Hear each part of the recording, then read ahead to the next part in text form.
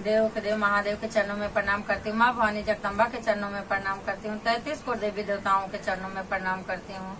3 सूत्र बताने वाले हरिंदर भैया, नीलम दीदी के चरणों में प्रणाम करती हूँ। सभी गुरु भाई, सभी गुरु बहना के चरणों में प्रणाम करती हूँ। महादेव मेरा प्रणाम स्वीकार करी नाथ। गुरु भाई, गुरु बहना, मैं एक शिव की कथा कहने जा रही हूँ। प्लीज सुनिएगा। पूरी कथा सुनेंगे तभी ज्ञान होगा। आधी अधूरी कथा सुनेंगे तो कथा का ज्ञान नहीं होगा, कथा का लाभ नहीं मिलेगा। इसके लिए प्लीज पूरी कथा सुनिएगा। मेरी कथा है, एक सास बहू की कथा कहने जा रही हूँ। प्लीज सुनिएगा। पूरी कथा सुनेंगे तभी ज्ञान होगा। आधी अधूरी कथा सुनेंगे तो ज्ञान नहीं होगा। देखो, ज्यादा ज्ञान तो सास को था। सास जो है वो शिव की पूजा करती थी, शिव की भक्ति करती थी, और बहू को ज्ञान नहीं था। बहू को नहीं की पूजा करती थी। तो बाबा भोलेनाथ की एक छोटी सी जो है मूर्ति घर में रखी थी, और उसी मूर्ति का सेवा किया करती थी माता जी। तो माता जी को एक दिन सब गुरु बहना बोली कि बहन, हम जा रहे हैं जो है तीर्थ पे, आप भी चलोगे? तभी सासू माँ बोली कि चलती तो जरूर, लेकिन जो मूर्ति मैं रखी हूँ, मेरे शिव की पूजा कौन करेगा? मैं चलूंगी तो। तभी ये बात बहू सुनी तो बहू बोली, माँ क्या बात है, क्या करना है बताइए। तो बोले कि बहू, मेरी सब गुरु बहना लोग जा रही हैं तीर्थ पे, अगर तुम देख लेती मेरे शिव गुरु को तो मैं भी चली जाती है लोग के साथ। कि ठीक है सासू माँ, बताइए कैसे कैसे सेवा करना है, मैं करूंगी। तो बोले कि ठीक है बहू। तो माता जी बोली कि बाबा भोलेनाथ को नहा धो के भोग लगा देना, इनका दोनों टाइम पूजा अर्चना कर देना, उसके बाद अपना काम तुम करना। तो बहू बोली ठीक है माता जी, मैं कर लूंगी। अभी जब माता जी चली गई तभी बहू क्या करती थी कि पूरा काम कर लेती थी, उसके बाद में सबको खिला पिला लेती थी और खुद खा लेती थी। उसके बाद में नहा धो के आती थी। जो सबकी जूठी थाली का पानी जूठा बचता था, वही जूठ पानी से बाबा भोलेनाथ को नहलाती थी। तो बाबा भोलेनाथ बोले कि इसके पास दिमाग नहीं है, कि एक ऐसी औरत है कि जो जूठा मेरे ऊपर डाल रही है, और मेरी भक्त भी कैसी है कि इसके ऊपर छोड़ के मुझे चली गई। तो यही बाबा भोलेनाथ सोचे, और पहला दिन तो ऐसा कि दूसरा दिन भी वापस सब काम करके, खाना बना के, सबको खिला के, जो थाली में जूठा बचता था तभी नहा लेती थी। नहाने के लिए नहीं हटती थी कि नहा के मैं शुद्ध होके जाऊंगी बाबा के पास, लेकिन जूठा जो पानी रहता था थाली का, उसी पानी से बाबा को स्नान करवाती थी। 2 दिन हुआ। बाबा बोले बड़ी मुश्किल की बात है।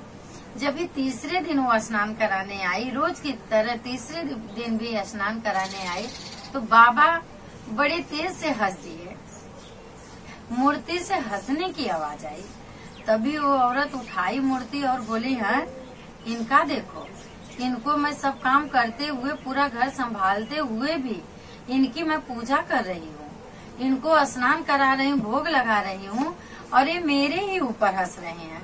देखो अच्छे, तो माता जी ऐसे आदमी की पूजा करती हैं कि जिसका नेचर ही नहीं सही हो। इनकी तो आदत ही नहीं अच्छी लग रही है मुझे। ये देखो, औरत को देख के हंस रहे हैं, इनकी आदत थोड़ी भी अच्छी नहीं है। वही उठाई गुस्से में और ले गई बाहर। कचरा सब रखा था, उसी कचड़े में बाबा को डाल के, कचरा ऊपर से डाल दी, कचरे में रख के कचरा और ऊपर से डाल दी, बाबा को ढक दी कचरे से। उसके बाद आई, अपना पूरा काम काज निपटाने लगी। जब भी माँ 15 दिन के बाद लौट रही हैं अपने तीर्थ यात्रा से, तभी माता जी आ रही हैं। तो पहले भगवान का दर्शन करने के लिए मंदिर पे देख रही हैं, तो बाबा की मूर्ति ही नहीं है। तो सासू माँ को तो टेंशन हो गया कि मूर्ति मेरी बहू कहाँ रख दी। गई भाग के, बहू बोले, हाँ माता जी बताइए। तो बोले कि बहू, मेरे शिव जी की मूर्ति कहाँ तू रखी? तो बोले कि अरे चुप रहो माता जी, आप ऐसे आदमी की पूजा करती थी कि वो थोड़े भी अच्छे नहीं थे। तो माता जी बोली, क्या हुआ, क्या किए बाबा जी कि वो अच्छे आदमी नहीं है? बोली सुनो, मैं उनको जब भी नहला देती थी तो नहला के उनकी मैं पूजा करती थी। तो जब नहलाए, एक दिन नहीं, 2 दिन नहीं, तीसरे दिन मैं उनको नहलाने गई तो इतना तेज हंसे कि मेरे को बहुत गुस्सा आ गई। और बहुत गुस्सा आई तो मैं ले गई उनको कचड़े में रख के ऊपर से और कचरा डाल दी, उनको कचरे से ढक दी। मैं बोली इधर ही पड़े रहो। तभी माता जी बोली क्या बोली बहू? बोले हाँ माँ जी मैं सही बोल रही हूँ। वो भगवान मेरे को देख के हंस रहे थे, आपको भी देख के हंसते होंगे, आप तो बताती नहीं हो। और वो तो मेरे को देख के हंसे, वो अच्छे आदमी नहीं है, इसीलिए मेरे को गुस्सा आया। मैं उनको कचरे में रख के और ऊपर से कचरा रख के ढक दी।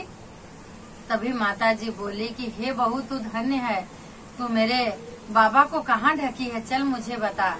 बहू गई बताई, सासू माँ उठाई मूर्ति कलेजे से लगा के सासू माँ बहुत रोई। बोली बाबा मैं इतनी सेवा की, मेरी उम्र ढल गई, अभी मेरे आने के टाइम है, मुझे दर्शन तो नहीं दिए बाबा। अभी ये क्या सही की क्या गलत की वो तो मैं नहीं जानी, लेकिन आपने इसको दर्शन दिए। बोली सासू माँ, रोने लगी, कलेजे से लगाई मूर्ति को वापस ला के मंदिर में रखी और बोली बहू तू कैसे पूजा की थी, तू कल वापस पूजा करना, मैं देखूंगी और देखू कैसे बाबा हंसते हैं। वापस कल बहू जो है पूरा काम कर ली। उसके बाद नहाई, नहाने के बाद सबको खिला के जब थाली का पूरा पानी बाल्टी का लेके गई तो माँ जी को तो नहीं पता है कि ये इसी बाल्टी के पानी से नहलाती है। मूर्ति उतारी और जैसे ही मूर्ति पे पानी गिरा रही वैसे वापस उस मूर्ति में से हंसी की आवाज आ रही है, वापस हंसी की आवाज आ रही है और सास को रोने की आवाज आ रही है। इतना तेज सास रो रही है कि हे बाबा धन्य हो, ये तो पागल है, इसको तो ज्ञान नहीं है बाबा, इसको ज्ञान नहीं है, फिर भी आपने इसको ऐसे दर्शन दिए बाबा। मैं इतना दिन से आपकी पूजा की, आपने मुझे दर्शन नहीं दिया। तो बोलते हैं ना, जिसके पास जो नहीं जानता है, पूजा पाठ की विधि नहीं जानता है, तो चाहे जिस विधि से करेगा बाबा उसको स्वीकार करेंगे। हम जानने के बाद अगर गलती किए तो हमारी गलती स्वीकार नहीं होगी, उसका हजारों गुना पाप हमारे ऊपर चढ़ेगा। तो माता जी ने बहू को बोली बहू ऐसा पूजा नहीं करना चाहिए। तो बोली माता जी मैं तो बाबा को आप बोली थी नहला देना, पूजा कर देना, तो मैं ऐसे ही कर रही थी। तभी बोली कि बहू मैं तो धन्य हो गई, मैं तो समझी कि तू गलत काम है की, लेकिन बाबा का दर्शन हुआ, तेरी वजह से मुझे बाबा का दर्शन हुआ। तो उस बहू की वजह से सासू माँ को भोलेनाथ का दर्शन हुआ। तो आप और हम ऐसा न करें, हम और आप जान रहे हैं जूठा बर्तन या जूठा पानी बाबा के ऊपर न फेंके।